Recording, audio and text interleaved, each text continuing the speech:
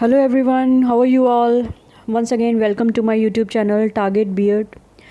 So guys आज हम बात करेंगे सीटेट के बारे में, सेंट्रल टीचर एलिजिबिलिटी टेस्ट। जिनको नहीं पता है सीटेट क्या है, कहाँ से करना है, कैसे करना है, फॉर्म्स कब निकलते हैं, एलिजिबिलिटी क्या है, पैटर्न क्या है, सिलेबस क्या है, इन सब चीज़ों के बारे में आज हम बात करेंगे। और इससे पहले मैंने वीडियो बनाया था बीएड के बारे में। जिनको नहीं पता बीएड कैसे कर सकते हैं, एलिजिबिलिटी क्या है, कहाँ से कर सकते हैं, उसकी सारी जानकारी मैंने आपको अपनी पिछली वीडियोज़ में दी थी। उसका आपको लिंक आई बटन में मिल जाएगा, तो आप उसमें जाके देख सकते हैं। तो आइए बिना कोई टाइम वेस्ट किए जल्दी से स्टार्ट करते हैं। Let's start.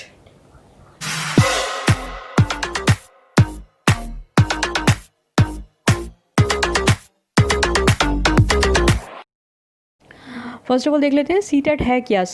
It is full form है सेंट्रल टीचर एलिजिबिलिटी टेस्ट।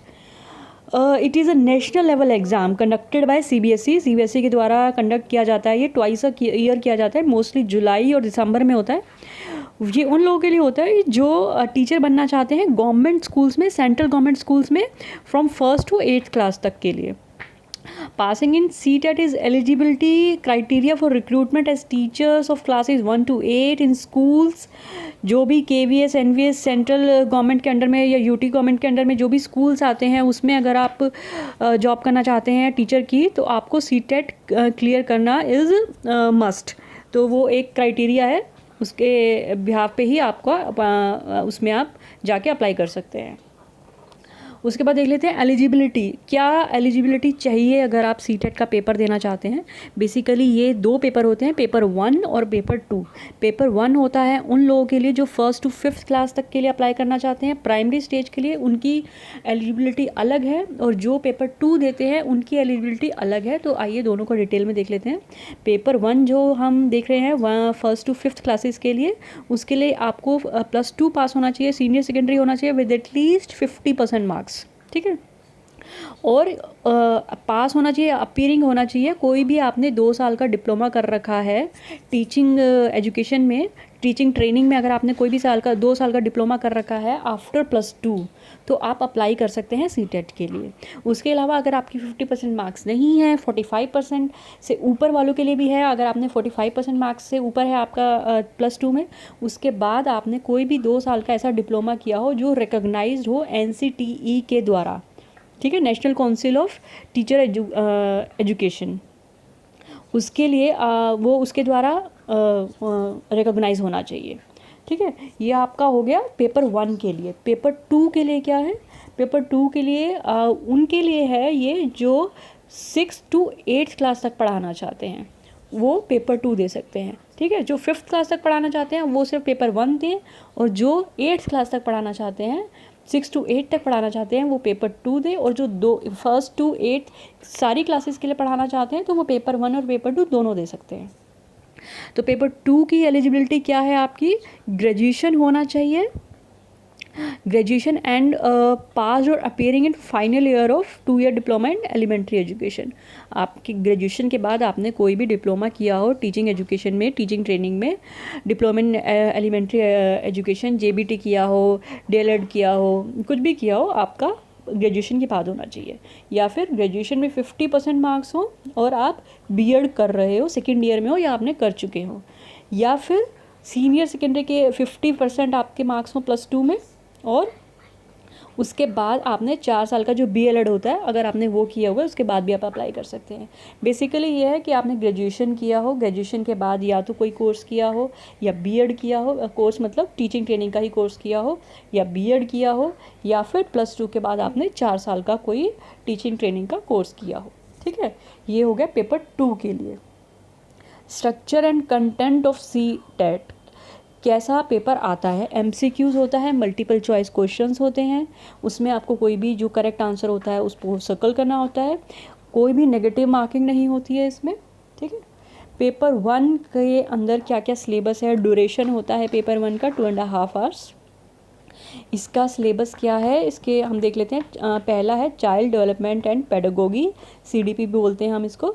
इसमें 30 आपके MCQs आते हैं और 30 मार्क्स का होता है, मतलब एक क्वेश्चन आपका 1 मार्क का होता है और कोई नेगेटिव मार्किंग नहीं होती है। लैंग्वेज 1 उसमें भी 30 क्वेश्चन होते हैं, 30 मार्क्स होता है। Language 2 30 question 30 marks.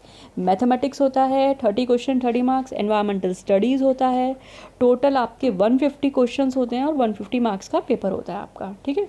2.5 आवर्स है और 150 क्वेश्चंस हैं आपके। लैंग्वेज 1 और लैंग्वेज 2 आप चूज़ कर सकते हैं कोई भी। आपको आप CTET की वेबसाइट पे जाएंगे तो आपको बहुत सारी लैंग्वेजेस वहाँ पे मिलेंगी, उसमें से आप कोई भी 2 लैंग्वेज अपने चॉइस की चूज़ कर सकते हैं। उसके बाद है nature and standard of questions, किस तरह के क्वेश्चंस आते हैं। देखिए CDP अगर आप कर रहे हैं, चाइल्ड डेवलपमेंट एंड पेडागोगी तैयारी कर रहे हैं, तो उसमें साइकोलॉजी देखी जाती है। जो 6 से 11 साल तक के बच्चे होते हैं उनकी माइंड साइकोलॉजी के ऊपर क्वेश्चंस आते हैं। मैथ्स और एनवायरमेंटल स्टडीज़ में बेसिकली आपको problem solving abilities, pedagogical understanding and application of the subject.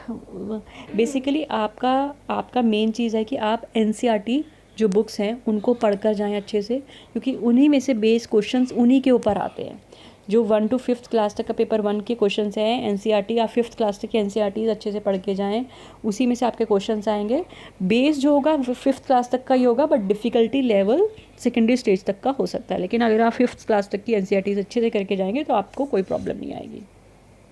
Paper 2 देख लेते हैं, जो 6 to 8 क्लास तक के लिए होता है, एलिमेंट्री स्टेज। ये भी 2.5 आवर्स का होता है। पेपर 1 आपका अलग होगा, पेपर 2 आपका अलग होगा। पेपर 2 में भी CDP होता है, चाइल्ड डेवलपमेंट पेडागोगी, 30 मार्क्स का 30 क्वेश्चंस होते हैं। वही सेम है लैंग्वेज 1 लैंग्वेज 2। उसके बाद अगर आप मैथ और साइंस चूज़ करना चाहते हैं, अगर आप साइंस के टीचर बनना चाहते हैं, तो 60 क्वेश्चंस होते हैं, 60 मार्क्स होते हैं। उसके लिए आपने साइंस पढ़ा होना चाहिए ग्रेजुएशन लेवल पे। अगर आप आगे KVs वगैरह में जाएंगे जॉब के लिए तो वो मांगते हैं। अगर आप 6 to 8 तक क्लास तक को साइंस या मैथ्स पढ़ाना चाहते हैं तो आपको ग्रेजुएशन में आपको पढ़ा होना चाहिए आपने मैथ और साइंस। उसके बाद है सोशल स्टडीज़, या फिर आप मैथ और साइंस के टीचर बन सकते हैं या फिर सोशल स्टडीज़ के टीचर बन सकते हैं। उसमें भी आपका 60 क्वेश्चन होंगे, 60 मार्क्स के, ठीक है। CTET के लिए कोई क्राइटेरिया नहीं है, वो आपको सिर्फ ग्रेजुएशन और आपका BEd या BLEd जो भी आपने किए हुए वो मांगते हैं। लेकिन अगर आप आगे KVs या इंटरव्यूज़ के लिए जाते हैं, उसमें KVs का एक क्राइटेरिया होता है कि आपको जो भी सब्जेक्ट का टीचर आप बनना चाहते हैं, TGT आप करना चाहते हैं, 5th क्लास से ऊपर को पढ़ाना चाहते हैं, तो वो सब्जेक्ट आपने ग्रेजुएशन में पढ़ा होना चाहिए। Nature and standard of questions, उसमें भी सेम ही है CDP। यहाँ पे थोड़े बड़े लेवल की बच्चों की साइकोलॉजी पे क्वेश्चंस आते हैं up to 14 years of age. उसके बाद आपके मैथ साइंस और सोशल स्टडीज़ जो भी आपका सब्जेक्ट है उसमें वही आपका same problem solving abilities check की जाती है, सब्जेक्ट की अंडरस्टैंडिंग चेक की जाती है।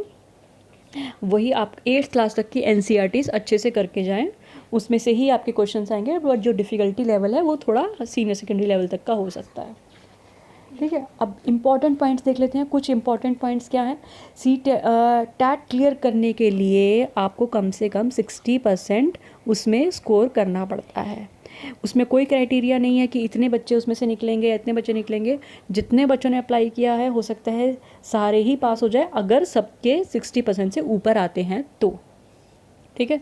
Qualifying the CTET would not confer a right on any person. अगर आप CTET क्लियर कर लेते हैं तो इसमें आपका कोई राइट नहीं होता कि आपको जॉब मिलेगी ही मिलेगी। ये सिर्फ एक क्राइटेरिया है अप्लाई करने के लिए गवर्नमेंट स्कूल्स में, सेंट्रल गवर्नमेंट स्कूल्स में। Validity period of CTET qualifying certificate for appointment will be 7 years तक ये वैलिड रहता है आपका जो रिजल्ट होता है CTET का। There is no restriction on the number of attempts a person can take for acquiring a CTET certificate।